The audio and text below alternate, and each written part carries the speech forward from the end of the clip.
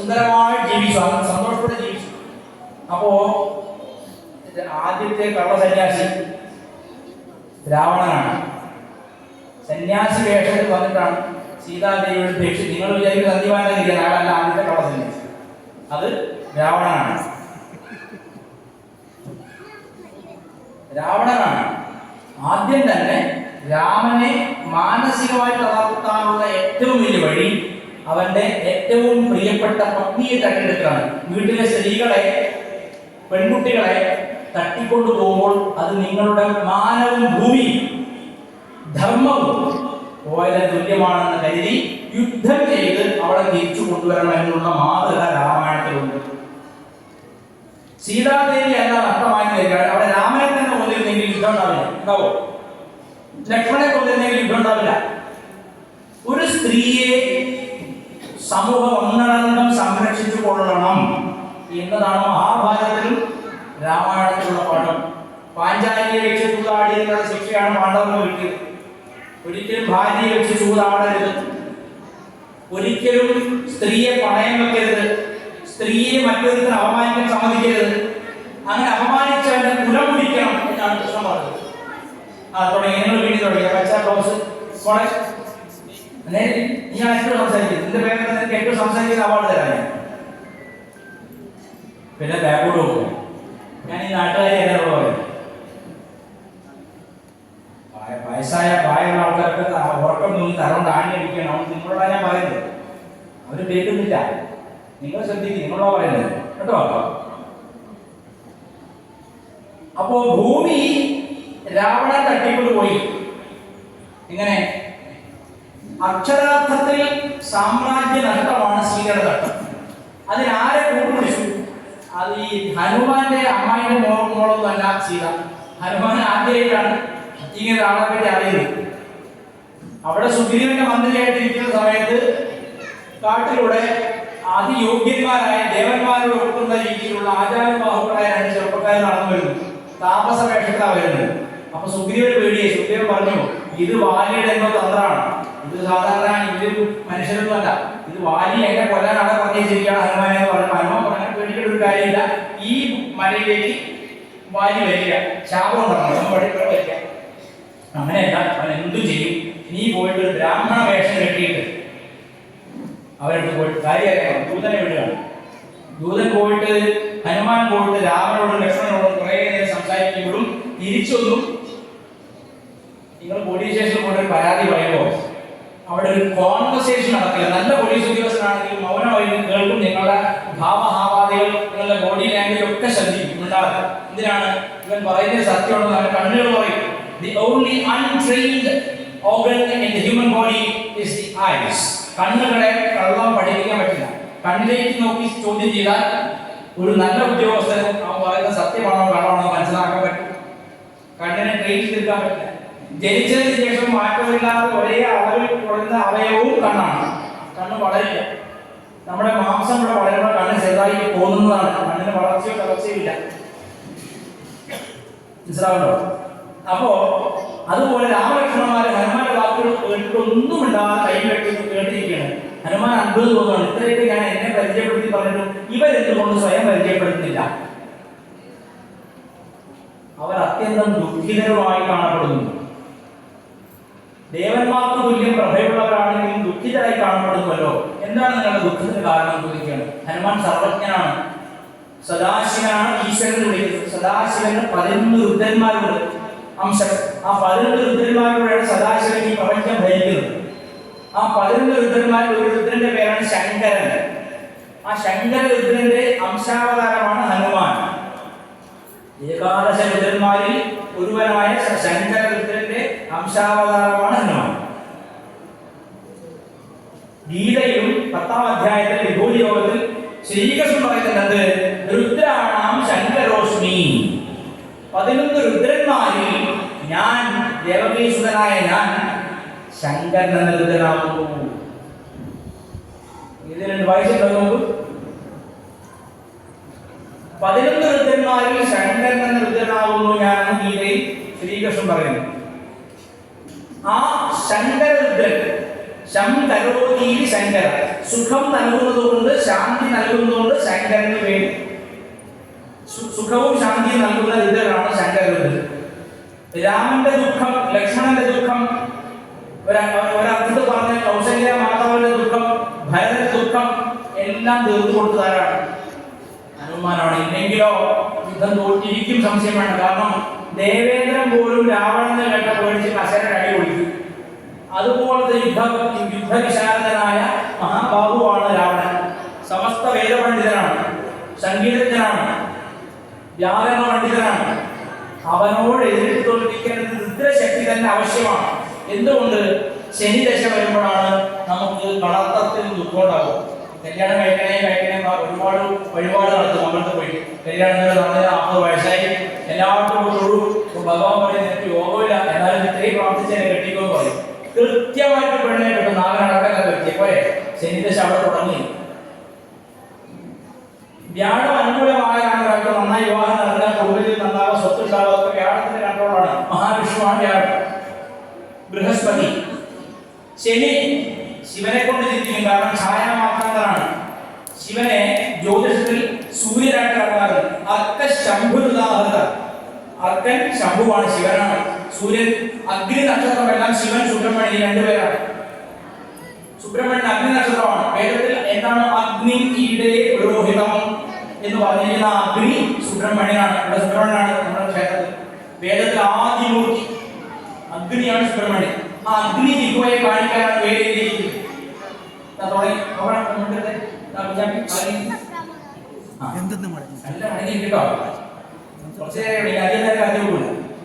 അയാളെ എന്തെന്നാ ചങ്ങായി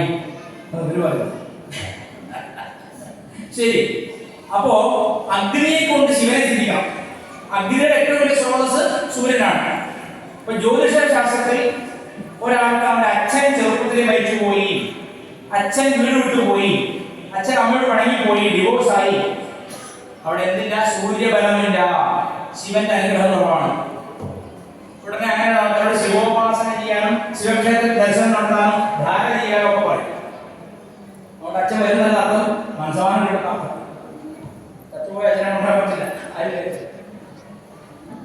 ആയുസ് ബലം കുറവാണ്. മൃത്യുഞ്ജയം ചെയ്യാൻ പറയുന്ന കാര്യം ശിവം വിചാരിച്ചാലേ ഉള്ളൂ. നാഡീബലം, ആയുബലം. ഭാര്യ അനുസരണയില്ല. മോളെ ലേശം വെള്ളമാണ് നമുക്ക് കുടിച്ചാൽ, മോളെ ആ ശരിപ്പോടെ പോയി എന്റെ തറയിൽ, എന്റെ അണ്ടർവെയറാണ് അത് ആരോട് ഉത്തരവാദിത്തമാണ്. ചില സ്ത്രീകൾ ഈ നമ്മളെ പറയും വളരെ ലളിതമാണ്. ഞാൻ ഒരുപാട് കൗൺസിലിംഗ്, ഫാമിലി കൗൺസിലിംഗ് ചെയ്യുന്ന സ്ത്രീകളുടെ നാമം പറഞ്ഞാൽ വാസുകി പോലെയാണ്. വാസുകി അറിയോ? ഈ പാലാഴി കാണുമ്പോൾ ഒരു പാമ്പിനെ കെട്ടിയില്ലേ, ആ വാസുകി വിഷമാണ് കെട്ടിയിരിക്കുന്ന സ്ത്രീക്ക്. നീലകണ്ഠന് പുരുഷനും ശിവനും പറയാം, സ്ത്രീകളെയും പറയാം. രണ്ടുപേർക്കും തൊണ്ടയിൽ വിഷമാണ്.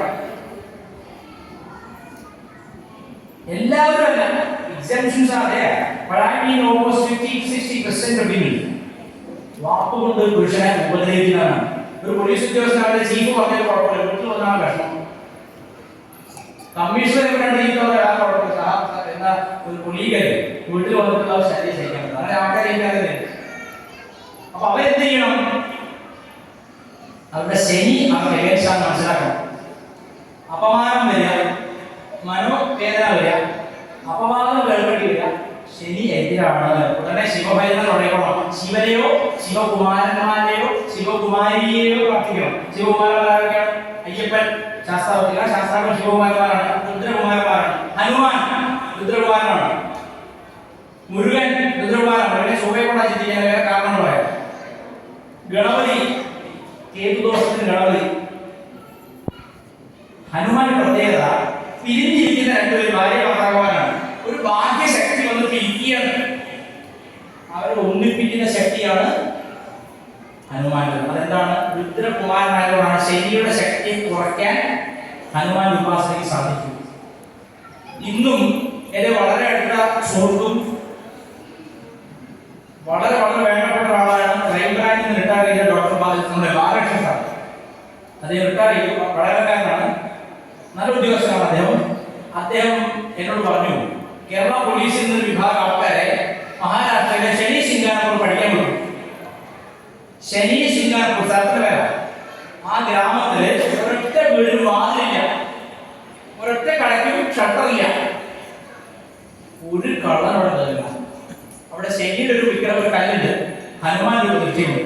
ആരെങ്കിലും എന്തെങ്കിലും അവിടെ നോട്ടിച്ചുകൊണ്ട് പോയാൽ പിറ്റേന്ന് രാവിലെ അവിടെ കൊണ്ട് വെച്ചോളൂ. ഹനുമാൻ മുമ്പുള്ള അവസാനം ഇന്നും നിങ്ങൾക്ക് പോയി കാണാം. ആ ഗ്രാമത്തിൽ ഒറ്റ വീടും കഥ അടച്ചത് എല്ലാം കിടക്കുന്നത് നായം പൂച്ചയ്ക്ക് കര അടിക്കാൻ വേണ്ടി അരമതിൽ വരെ വെച്ചാലായി. ഇന്ത്യയിലാണ് അത്ഭുതമേ. അമേരിക്കയിലെ ഇപ്പോഴും ഉണ്ട്, അമേരിക്കൻ ഇംഗ്ലണ്ടിലൊക്കെ ഈ പത്രം വിൽക്കുന്ന സ്റ്റാൻഡ് ഉണ്ടാവും. അവിടെ ആളുണ്ടാവില്ല, അവിടെ ഒരു പണപ്പെട്ടി ഉണ്ടാവും. പത്രം എടുക്കുക, കൃത്യമായ പൈസ അതിലിടുക. 60-70 വർഷമായിട്ട് അമേരിക്കൻ ഇംഗ്ലണ്ടിലൊക്കെ ഈ സാധനമുണ്ട്. ഇന്ത്യയിൽ തുടങ്ങിയത് ഒരു ദിവസം ആ മുൻകൈ എടുത്തോളൂ. സത്യം തമാശയില്ല. ഇന്ത്യ സ്റ്റേറ്റ് മറന്നുപോയി. ഡൽഹിയിലാണോ മുംബൈയിലാണോ സംശയമുള്ളൂ. നമ്മൾ സായികുമാരമായ രക്ഷകരാൻ കാണിക്കാൻ വേണ്ടി കാഴ്ചയൊക്കെ തുടങ്ങിയ പരിപാടിയാണ്. പത്രം മാഗസിൻ ഒക്കെ വെച്ചു, സൈഡിൽ പെട്ടി, ഇവിടെ പൈസ നിക്ഷേപിക്കാം. കുറേ പൈസ കിട്ടും മാന്യമാര്. ഒരാളെ കാര്യം നോക്കിയിട്ടുണ്ടായിരുന്നു. ഇതില്ലെങ്കിൽ എടുത്തോണ്ട് വരും. അമേരിക്കയിൽ ഇംഗ്ലണ്ടിൽ 70 കൊല്ലം അതിന്റെ ധർമ്മബോധം എന്ന് പറയാം. എന്റേതല്ലാത്ത ഒന്ന് ഞാൻ എടുക്കാൻ പാടില്ല. ആ ബോധം ആർക്കില്ലാതെ പോയി, രാവണനില്ലാതെ. അവനെ പഠിപ്പിക്കട്ടെ. ആഭിചാര ദോഷം കൊണ്ട് ഭാര്യ കഴിയുക. ഒരാൾ നിങ്ങൾക്കെതിരെ ശക്തമായി വിദ്വേഷണം ചെയ്താൽ തീർച്ചയായിട്ടും അത് ഭരിക്കും. ഭാര്യയോട് വഴക്കുണ്ടാവും, സംശയം വേണ്ട. ശാന്തി കർമ്മങ്ങൾക്ക് ഫലമുണ്ടെങ്കിൽ ഷട്കർമ്മങ്ങൾക്കും ഫലമുണ്ട്. ഷട്കർമ്മം പറയുന്നത് ശാന്തി കർമ്മം പൂജയൊക്കെ ചെയ്യുന്നത്. പിന്നെ ഉച്ചാരണം, വശ്യം, മോഹനം, സ്തംഭനം, ആനന്ദമൊക്കെ ഫലമുള്ളതാണ്. നല്ല ഇവിടെയൊക്കെ കോഴിമുട്ട ആൾക്കാരൊക്കെ ഉണ്ടായിരിക്കുകയാണ്. ഞങ്ങളടുത്ത് പോയിട്ട് കോഴിമുട്ട എഴുതിയില്ലേ, അപ്പുറത്തെ വീട്ടിൽ പമ്പലിടുക. കേട്ടാൽ അന്ധവിശ്വാസമാണ്, അതിന് ഇഫക്റ്റ് ഉണ്ട്. ഒരുപാട് ഞാൻ ഈ കാര്യത്തിൽ ആഴത്തിൽ പോയിട്ടാണ്. ഇഫക്റ്റ് ഉണ്ട്. ശാന്തി അമ്പലത്തിൽ പ്രാർത്ഥിച്ചാൽ ഉണ്ണി ഉണ്ടാവുമോ? ഉണ്ടാവും. എങ്കിൽ ആ ഉണ്ണിയെ സ്തംഭിപ്പിക്കാനും അതിന്റെ കർമ്മം വേറെ 6 കർമ്മങ്ങളുണ്ടാവും. ഇത്തരത്തിൽ രാവണൻ മായാവിയുടെ എല്ലാ കർമ്മങ്ങളും അറിയുന്നവരാണ്. രാമനെ അക്ഷരാർത്ഥത്തിൽ സ്തംഭിപ്പിക്കുകയും സീതയെ വിദ്വേഷിപ്പിച്ച് മാറ്റുകയും ചെയ്തു. ലക്ഷ്മണനോട് പറഞ്ഞ കടുവാക്യങ്ങൾ ഓർക്കുക. ലക്ഷ്മണൻ തരാൻ പോയില്ല. ആദ്യത്തെ മിമിക്രി ആർട്ടിസ്റ്റാണ് മാരിജ്. രാമന്റെ ശബ്ദത്തിൽ കരഞ്ഞു. ആ സീതയെ ഹേ ലക്ഷ്മണ കരഞ്ഞു. ജയറാമോട് കാണിക്കുന്ന പോലെ കൃത്യമായിട്ട് കാണിച്ചു. സീതാദേവി പറഞ്ഞു, രാമൻ എന്തോ പറ്റിയിട്ട് നീ പോയി നോക്ക്. ലക്ഷ്മണൻ പോകുന്നില്ല. രാമൻ പറഞ്ഞു സീതയെ നോക്കിക്കോളാം. കേട്ടോ പറഞ്ഞ വാക്ക് പാലിക്കണ്ടേ? സാക്ഷാത് ഭൂമിദേവി അവതരിച്ച സ്ത്രീയുടെ സ്വഭാവം ഞാൻ പറയുന്നത്. ഒരു 10 മിനിറ്റ് സീതാദേവി പൊതുവാക്കാൻ പറയും. എന്റെ ഉദ്ദേശം എനിക്കറിയാം. രാമൻ ചത്താൽ തന്നെ എന്നെ സ്വന്തമാക്കാനുള്ള വാക്കുകൾ, കടുവാക്കുകൾ പറഞ്ഞു. ഫലപരത്തെ കർമ്മപരത്തെ ആ ലക്ഷ്മണനോട് പറഞ്ഞ കുറച്ച് ഷോർട്ട് കോൺവെർസേഷൻ ഫലമായിട്ട് 24 മണിക്കൂർ വിശാല സ്ത്രീകൾ ചുറ്റും നിന്നിട്ട് ഇങ്ങനെ കുത്തുവാക്ക് പറയുന്ന സ്ഥിതി ഒരു കർമ്മത്തിന്റെ ഫലമുണ്ട്. തെറ്റൊന്നും മനസ്സിൽ പോലും ചിന്തിക്കാത്ത ലക്ഷ്മണനോട് കുത്തുവാക്ക് പറഞ്ഞ ഫലമായിട്ട് വിശാല സ്ത്രീകൾ, എങ്ങനെ വിശാല സ്ത്രീകൾ ഉണ്ടാവും? വിശാല സ്ത്രീകളിലെ ഇന്നത്തെ കാലത്ത് ഉദാഹരണം പറയാൻ കിട്ടുന്നില്ല. നമ്മുടെ നിയമസഭ ആക്രമിച്ചു പറഞ്ഞില്ല, ഏകദേശം അതുപോലെ കമ്പ്യൂട്ടർ വെച്ച് വർക്കി പറയാനായി ഒരാളെ ആ കലയോ മറ്റോ ചാടി മറിയും, പെണ്ണുങ്ങളെ പിടിച്ച് വലിക്കുകയും ചെയ്യുന്നില്ലേ? അതുപോലെ 21ാം നൂറ്റാണ്ടിൽ അതുപോലെ സംഭവം ലോകത്ത് എവിടെയും റിപ്പോർട്ട് ചെയ്യപ്പെട്ടില്ല. അഫ്ഗാനിസ്ഥാൻ പാർലമെന്റ് കൂടി പരിപാടി നടന്നില്ല. ഇവിടെ കേരളത്തിൽ നടന്ന പരിപാടി മന്ത്രിമാരുടെ MLA-മാരൊക്കെ ചാടി മറിഞ്ഞ് കൊരങ്ങൻ പോന്നോടത്ത് കയറിയായി. പറയുമ്പോൾ വിഷമമുണ്ടാവും, സത്യം പറഞ്ഞാൽ ഏറ്റവും വിഷമമുണ്ടാവും. ഉള്ളത് പറഞ്ഞാൽ ഊഹിച്ചിരിക്കുന്നുണ്ട്, ചിലർ ഊഹിച്ചിരിക്കുന്നുണ്ട്. അപ്പോ ഈ ദുഷ്ട സ്ത്രീകൾ ചുറ്റും നിന്ന് മുടി പറിച്ചിട്ടും മാംസം തിന്നിട്ടും കുത്തുവാക്കുകൾ പറയാൻ ശരി. അതെങ്ങനെ കേട്ടു? അനിയനോട്, അത് അനിയനാണല്ലോ, ഭർത്താവിന്റെ അനിയനാണല്ലോ, അനിയനോട് കുത്തുവാക്ക് പറഞ്ഞത് ഇരട്ടി ശിക്ഷയാണ്. ഇരട്ടി എന്ന് പറഞ്ഞാൽ പോലെ 10-100 ഇരട്ടിയാണ് ശിക്ഷ അനുഭവിക്കുന്നത്. രാമനോട് പറഞ്ഞ വാക്കെന്താണ്? നിങ്ങൾ ലോകയിലെ വിനായകനാണെന്ന് എന്താ കാര്യം? മാനെ പിടിക്കാൻ കൊടുത്തു ചോദിച്ചു. അതിന് ഗുണം തരട്ടെ. രാവണാനന്ദഗിരി വന്നു. രാവണ സന്യാസിയോട് വേണ്ടി വന്നില്ലേ? തട്ടിക്കൊണ്ടുപോയി. ദുഃഖം ദുഃഖം ദുഃഖം മാത്രം. എന്താ കാര്യം? ഭർത്താവിനോട് കടുവാക്ക് പറഞ്ഞു. തിരിച്ചു പറയും, സീതാദേവിയോട് ഒരു വാക്ക് പോലും രാമൻ മോശമായിട്ട് പറഞ്ഞിട്ടില്ല. ഒറ്റ വാക്യം മുള ഇതൊക്കെ വേണോ? മിന്നുന്നതെല്ലാം കൊണ്ടല്ല.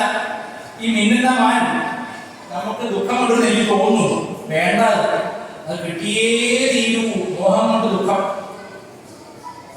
അപ്പോ ശരി, അവിടെ മനസ്സമാധാനം എടുക്കണം. പിന്നീടുള്ള രാത്രിയും പകലും രാമൻ ഉറപ്പില്ല, ലക്ഷ്മണൻ ഉറപ്പില്ല.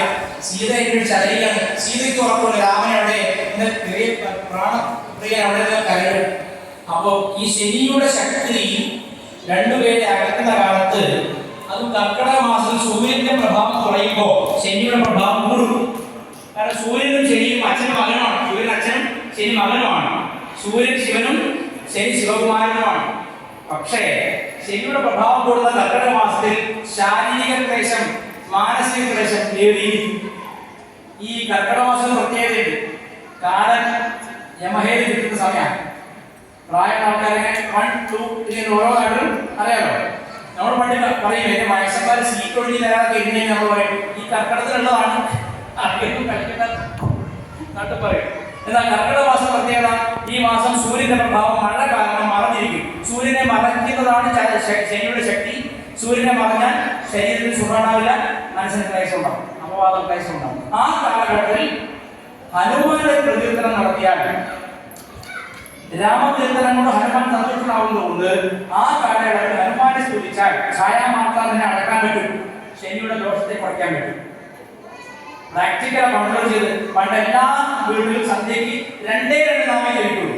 ഒന്ന് പഞ്ചാക്ഷരി നമഃശിവായ നമഃശിവായ നമഃശിവായ ജപിക്കും. 2 രാമ രാമ രാമ രാമ രാമ രാമ പാഹിമാം ജപിക്കും. പഞ്ചഭൂതങ്ങൾക്ക് മേലെയും അധീശത്തിൽ കിട്ടണമെങ്കിൽ പഞ്ചാക്ഷരി ജപിച്ചാൽ മതി. അങ്ങനെ രാവണൻ ലക്ഷക്കണക്കിന് ഒരു പഞ്ചാക്ഷരി ജപിച്ചിട്ടാണ് ദേവലോകത്തെയും ഭൂലോകത്തെയും പാതാളലോകത്തെയും ഭരിച്ചത്. പഞ്ചാക്ഷരി ജപിച്ചില്ല. എന്തിന്? ശിവഭക്തനായ രാവണനെ പോയി തൊടാൻ വേണ്ടിയിട്ട് ആദ്യം ശിവലിംഗം മുതിച്ചിരിക്കുന്നു രാമന് പോലും. എന്തിന്റെ പ്രായശ്ചിത്തമായിട്ട്? ശിവചാപം പൊട്ടിച്ചിട്ടാണ് സീതയെ കല്യാണം കഴിച്ചത്. ആ ബന്ധു അങ്ങനെ തന്നെ. ശിവന്റെ ചാപം മുറിച്ചു. കല്യാണം കഴിഞ്ഞ് പിന്നെ കല്യാണ പാർട്ടി വരുന്ന വഴിക്ക് ഒരാൾ വഴി നിൽക്കുന്നു. അവിടെ ഏതൊരു ചെറുക്കൻ എന്റെ ഗുരുവിന്റെ ചാപം പൊട്ടിച്ചു കണ്ടുകൊണ്ട് വരാൻ പറഞ്ഞു. പരശുരാമനാണ്. പരശുരാമൻ ആരുടെ ശിഷ്യനാണ്? പരമശിവന്റെ ശിഷ്യനാണ്. വിഷ്ണുവിന്റെ അവതാരമാണ്, പരമശിവന്റെ ശിഷ്യനാണ്. പരശുരാമൻ പറഞ്ഞു, ഏതൊരു ചെറിയ പയ്യൻ എന്റെ ഗുരുവിന്റെ ചാപം പൊട്ടിച്ചു കണ്ടല്ലോ. ഉടനെ രാമൻ വളരെ മര്യാദയ്ക്ക് പറഞ്ഞു, ഞാൻ വിവാഹത്തിന് വേണ്ടി സ്വയംവരത്തിന് വേണ്ടി പരീക്ഷയെ പങ്കെടുത്താണ്, ശിവനോട് നിന്ദയല്ല. എന്നോട് പരശുരാമൻ വിട്ടില്ല. ഗുരുവിനെ അപമാനിച്ച് വിടാൻ പാടില്ല. ഗുരുവാണെങ്കിൽ അത് വേറെ പറയും. പരശുരാമന്റെ ചെറിയൊരു മനക്ലേശം അവിടെ പറ്റിയിട്ടുണ്ട്. ആ വിവാഹം ദുഃഖത്തിൽ കലാശിച്ചു. ഇങ്ങനെയാണെങ്കിൽ ഭാഗവതക്കാരന്റെ ജീവിതം വളരെ കട്ടം ഒക്കെ. ഭാഗവതം വായിക്കാൻ വന്നിട്ട് ശിവനെ ചിന്തിക്കാണ് ഇവിടുത്തെ മിക്ക ഭാഗവതക്കാരന്റെ പരിപാടി. സുഖമായി കേരളം പടവലം വളർത്തുന്നല്ലോ താഴേക്ക്. ഏറ്റവും കൂടുതൽ ഭാഗവതം നടക്കുന്ന കേരളത്തിലാണ്. പടവലം പോലെ താഴേക്ക് വളർച്ച. ശിവൻ എന്തായത്? ഗുരുദേവനെ നിന്ദിക്കരുത്, വിശേഷിച്ച് പ്രപഞ്ച പിതാക്കന്മാരെ നിന്ദിക്കരുത്. കാരണം ഈ ഭൂമി, കേരള ഭൂമി, പരശുരാമൻ വീണ്ടെടുത്ത് കൊടുത്തത് നാഗങ്ങളുടെ കയ്യിൽ നിന്നാണ്. നാഗഭൂമിയാണിത്. നാഗങ്ങളുടെ സ്വയമുള്ള ഭൂമിയാണിത്. ഉരകങ്ങളുടെ ഭൂമിയാണ്. അതുകൊണ്ടാണ് കൊടുങ്ങല്ലൂരുടെ പാട്ട് പറയുന്നത്, ശില്പമായി ഉരകങ്ങൾ കൊണ്ട് ശിരസിലൊക്കെ നിറച്ചുടൻ തൃക്കടലിക്കു ഗജത്തയിട്ടു കരത്തിൽ വട്ടകപാടുമായി ദുഷ്ടഭൂതഗണത്തെയൊക്കെ അമർപ്പിക്കുന്ന ദുർഗജയെ നീതിയോട് കൊടുങ്ങല്ലൂർ ഈശ്വരീ വാഹിമാണ്. ഉരകങ്ങളുടെ ഭൂമിയാണ്. നാഗാലാൻഡ് ഇവിടെയാണ്. അവിടെയല്ല, ശരിക്കും നാഗാലാൻഡ്. ഈ നാഗങ്ങളെ മുഴുവൻ മനുഷ്യനെ അടിപൊളിച്ചു. അപ്പൊ നാഗങ്ങൾ പരശുരാമനോട് ഞങ്ങളോടൊപ്പം താമസിക്കും, നിങ്ങൾ വടക്ക് മുത്തപ്പന്റെ തലയിലും തെക്ക് കൊടുങ്ങൽ നമ്മുടെ തലയിലും പോയി താമസിക്കാം. മുത്തപ്പന്റെ കീട്ടം കണ്ടില്ലേ? ഇതിട്ട് മുഴുവൻ നാഗങ്ങളാണ്. ശിവന്റെ ശിരസിൽ കുടിയേറും.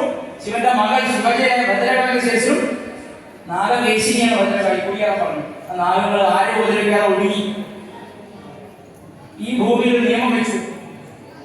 ശിവൻ, നാഗങ്ങൾ, ഭദ്രകാളി, ശാസ്താക്കൾ 4 മൂർത്തികളായിട്ട് വിഭജിച്ചു.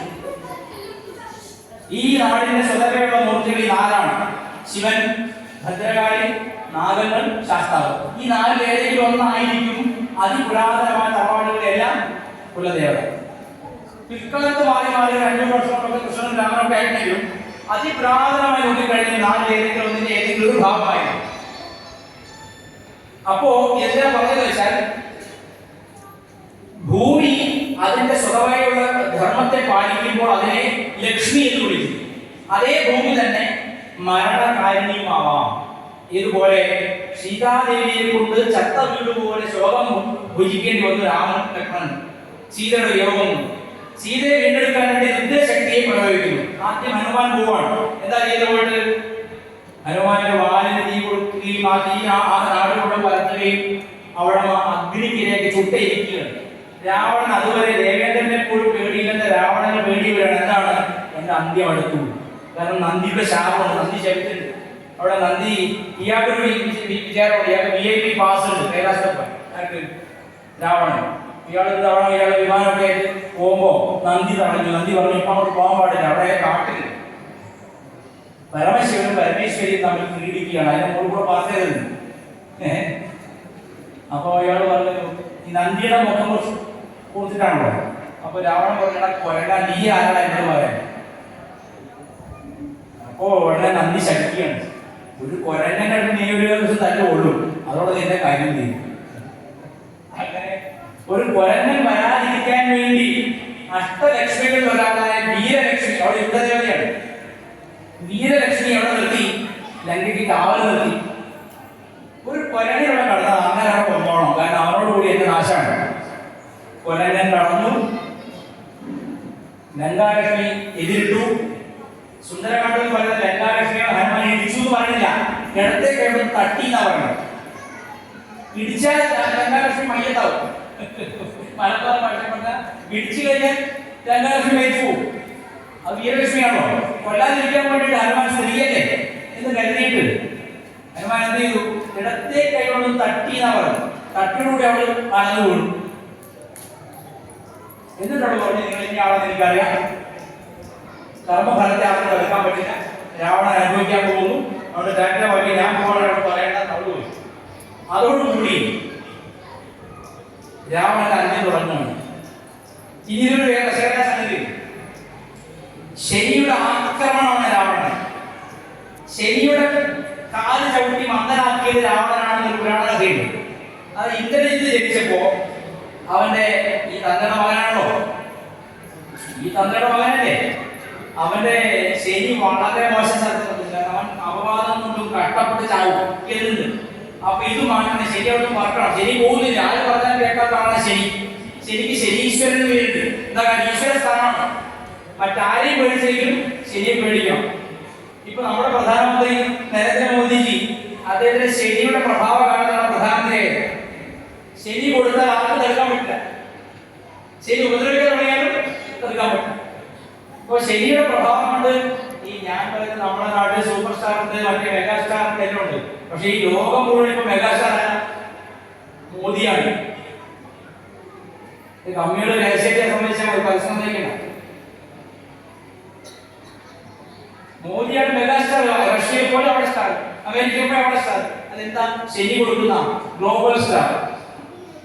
അപ്പോ ഇന്ദ്രജിത്തിന്റെ ശനി വളരെ എഗൻസ്റ്റ് സമയത്ത് ഇവരോട് ഓടിക്കണം കണ്ടിട്ട് ശനിയുമായി യുദ്ധം ചെയ്യാൻ രാവണൻ ശനിയുടെ കാര്യം ഉൾപ്പെടുത്തുന്നതാണ്. ശനി മന്ദനായി പോലും ശനൈശ്വരപ്പോഴും കഥയുണ്ട്. എങ്കിൽ അതേ ശനികുമാരനാണ് ഈ ഹനുമാൻ, രുദ്രാവതാരമാണ് ഹനുമാൻ. ആ ഹനുമാനെ കൊണ്ട് ഇവന്റെ നാശത്തിന്റെ ആദ്യത്തെ കടിപിടിക്കുകയാണ്. മാത്രമല്ല ഇന്ദ്രജിത്ത് മായ യുദ്ധം പഠിച്ചവനാണ്. ഇന്ദ്രജിത്ത് യുദ്ധം ചെയ്ത് നമ്മൾ നാളെ കാണില്ല, അസ്ത്രം കൊള്ളു മാത്രമേ ചെയ്യുള്ളൂ. നാഗാസ്ത്രം പ്രയോഗിക്കുകയാണ്. നാഗാസ്ത്രം, നാഗമന്ത്രത്തെ ജപിച്ച് അസ്ത്രം അയക്കുകയാണ്. അപ്പോ നാഗാസ്ത്രം ജപിച്ചാൽ ഗുണം ചത്തതുപോലെ മൃതപ്രായനായി മോഹാലസ്യപ്പെട്ടു പോകും. രാമനും ലക്ഷ്മണനും മോഹാലസ്യപ്പെട്ടു. രാമനും ലക്ഷ്മണൻ മോഹാലസ്യപ്പെട്ടപ്പോ ഈ വാർത്ത അകത്തുകൊണ്ട് സീതയ്ക്ക് കൊടുത്തു. എന്താണ്? രാമൻ ചത്തു, ഇനി നിന്നെ ആരും രക്ഷിക്കാൻ പറ്റില്ല. ഹനുമാനാണ് അവരെ ആ അവസ്ഥയിൽ നിന്ന് മൃതസഞ്ജീവനി കൊടുത്ത് രക്ഷിച്ചത്. അപ്പോ രാമായണം വായിക്കുമ്പോൾ രാമരാമ ശബ്ദം ആവർത്തിക്കുമ്പോൾ ഹനുമാൻ സംപ്രീതനാവുന്നതിന് കാരണം മഹാവിഷ്ണുവിന്റെ അവതാരമായ രാമൻ വ്യാഴത്തിന്റെ പ്രതീകമാണ്. കുടുംബ സൗഖ്യം വ്യാഴത്തിൽ പോലും കെട്ടുപോകാം ശനിയുടെ പ്രഭാവം കൊണ്ടാണ് അതിന്റെ അർത്ഥം.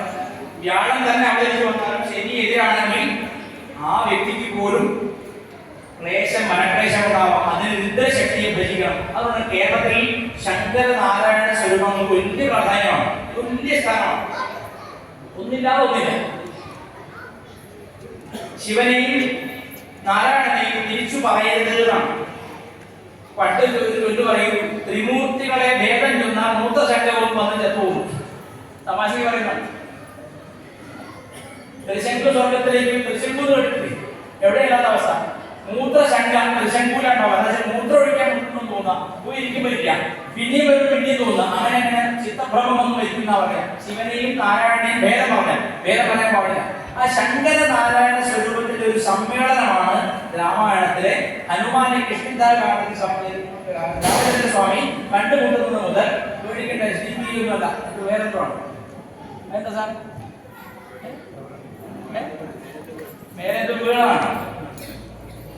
ശരി, ഈ ശങ്കരനാരായണ തത്വത്തെ ഏറ്റവും മനോഹരമായിട്ടൊരു കവിതയിലൂടെ എഴുതി കാണിച്ചതാണ് വാൽമീകി മഹർഷി. രാമായണം വായിക്കുന്നതിലൂടെ എന്താ ഉണ്ടാവുക? ഈ ശങ്കരനാരായണ സ്വരൂപം ഒന്ന് വ്യാഴത്തിനും ഒന്ന് ശനിക്കും. സൂര്യനും ശിവനെ കൊണ്ട് എന്തൊക്കെ ചിന്തിക്കാം? സൂര്യൻ, ശനി, രാഹു, കേതുക്കൾ. ഒരാളുടെ ജീവിതം നോക്കുമ്പോഴാണെങ്കിൽ കാരണം വലിയ അച്ഛൻ. സൂര്യൻ ശിവനാണ്, രാഹു കേതുക്കൾ ശിവപുത്രന്മാരായ സുബ്രഹ്മണ്യനും ഗണപതിക്കുമാണ്. ശനി രുദ്രകുമാരന്മാർക്കാണ്, ഹനുമാനും അയ്യപ്പനും അതായത് ശാസ്താവുമാണ്. വിഷ്ണുവിനെ കൊണ്ട് ചിന്തിക്കണം, ബുധനെയും ചിന്തിക്കണം, വ്യാഴത്തെയും ചിന്തിക്കണം. വ്യാഴം കുടുംബ സൗഖ്യം, സ്വത്ത്, സമ്പത്ത്. ബുധൻ വിദ്യ. അപ്പൊ ശങ്കരനാരായണ സ്വരൂപത്തെ ഒരുമിച്ച് ഭജിക്കണമെങ്കിൽ രാമായണം വായിച്ചാൽ മതി. അതിലെത്തുണ്ട് ഈ രണ്ട് ശക്തികളുടെയും മഹത്വം വർണ്ണിക്കുന്നുണ്ട്. സുന്ദരകാന്ഡം വായിച്ചാൽ മാത്രം മനസ്സിലായി. ഇങ്ങനെയുള്ള രാമായണം നിത്യം വായിക്കുമ്പോൾ നിങ്ങളുടെ വീട്ടിൽ ഭാര്യ വല്ലാതെ വായാടുന്നുണ്ടെങ്കിൽ, നിങ്ങളെ മാനിക്കുന്നില്ലെങ്കിൽ, ഭർത്താവ് നിങ്ങളെ മാനിക്കുന്നില്ല, ഉദ്ധരിക്കുന്നില്ലെങ്കിൽ, രാമായണം വായിക്കുമ്പോൾ ആ സൂക്ഷ്മ ശക്തി ശങ്കരനാരായണ ശക്തി വീട്ടിൽ സമാധാനം കൊണ്ടുവരിക തന്നെ ചെയ്യും. കാരണം രാക്ഷസൻ തട്ടിക്കൊണ്ടുപോയ സീതയെ രുദ്രകുമാരനായ ഹനുമാൻ അതിശക്തമായ ഇടപെടലിലൂടെ തിരിച്ചെത്തിച്ചതാണ് രാമായണത്തിന്റെ കഥാതത്വം. നിങ്ങളിത് വായിക്കുമ്പോൾ രണ്ട് കാര്യം മനസ്സിലാക്കണം. ഒന്ന്, ഇതിലെ ദേവതോപാസന ഭാഗം. രണ്ട്, ഒരു കാരണവശാലും നമ്മുടെ സമുദായത്തിലെ ഒരു പെൺകുട്ടിയെ പോലും ഒരുത്തരം തട്ടിക്കൊണ്ടു പോകുന്നതെന്ന് ഉറപ്പുവരുത്തേണ്ട ആണത്തം നമുക്കുണ്ടാകണം. നമ്മൾ ഓരോരുത്തരും രുദ്രകുമാരന്മാരായി ഭവിക്കണം. അങ്ങനെയാണെങ്കിൽ മാത്രമേ ധർമ്മം നിലനിൽക്കുള്ളൂ. വീട്ടിലെ സ്ത്രീകളെ സംരക്ഷിക്കണം. നമ്മുടെ ഭൂമി നഷ്ടപ്പെടാതെ സൂക്ഷിക്കണം. ഭൂമി അന്യാധീനപ്പെടുന്നതും നമ്മിൽ പലർക്കും വിഷം തരുന്നതും ശ്രദ്ധിക്കണം. വിഷം എങ്ങനെ തരുന്നത്? മന്ത്രി ചൂതി തുപ്പിയ ബിരിയാണി ഒന്നും പോയിട്ട് ചക്കാത്ത തിന്നാൻ പോകരുത്. എല്ലാവർക്കും പറഞ്ഞ കാര്യമാണ്. ഹിന്ദുക്കൾക്ക് ഒരു കുഴപ്പമുണ്ട്. ബിരിയാണി കിട്ടാൻ അവിടെ കിടന്നു. ഇന്നിവിടെ ബിരിയാണി വെജിറ്റബിൾ ആട്ടോ. വെജിറ്റബിൾ വലിയ മാർക്കറ്റില്ല. ഞാനൊക്കെ കട്ടു. ഞാൻ കല്യാണത്തിനൊന്നും പോകാറുള്ള കാര്യമോ? ഞങ്ങൾ പാവപ്പെട്ട പച്ചക്കറിക്കാർക്ക് ഉണ്ടാകുന്ന ആകെ പച്ചക്കറി തരും പട്ടാണിക്കൽ. അതൊന്നും കൂട്ടിയ ചന്തകൾക്ക് ഗ്യാസ് കാരണം ഞാനത് കൂട്ടാനും പോകാറില്ല. വെജിറ്റേറിയൻസ് ആണ് ലോകത്ത് ഏറ്റവും കൂടുതൽ മർദ്ദനം അനുഭവിക്കുന്ന, പീഡനം അനുഭവിക്കുന്ന ന്യൂനപക്ഷം. ശരിയല്ലേ? നമ്മൾ കല്യാണം പോയാൽ നമ്മളെന്താ പറയാ? ചാറ് ജഗതി പറഞ്ഞില്ലേ, ചാറ് മുക്കി നക്കിയാൽ സിനിമ പറയുന്നത്. അതുപോലെ വെജിറ്റേറിയൻസ് പറയും ചാറ് കൊടുക്കും, തൈര് കൊടുക്കും. ദോശയും തൈര് കൂട്ടിയിട്ട് ഞാൻ ലോകത്ത് ഇങ്ങനെ കോമ്പറ്റീഷൻ കണ്ടുണ്ടോ?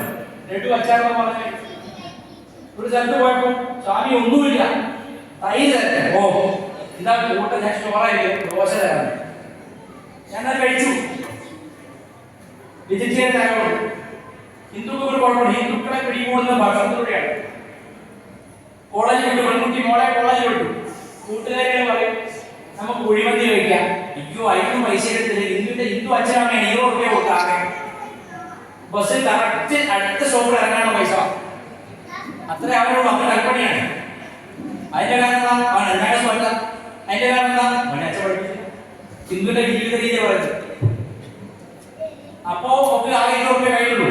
കൂട്ടുകാരി പറയാണ്, തസ്ലീന പറയാണ്, ഒന്നും പേടിക്കണ്ട, എത്ര കുഴിമന്തി വേണം ഞാൻ തരാം. അങ്ങനെ അവളെ കൂടി കൊണ്ടുപോകണം. കുഴിമന്തി കഴിക്കാൻ പ്രത്യേക പേരിലേക്ക് പോവാ. അതിന് കടയുണ്ടാവും ആയില്ലേ, അവിടെ ജ്യൂസ് കുഴിമന്തി കിട്ടും, ഒക്കെ ഫ്രീ കിട്ടിയ ഓസ് കിട്ടിയ ആസിഡ് കഴിക്കുമ്പോൾ ചെയ്തു.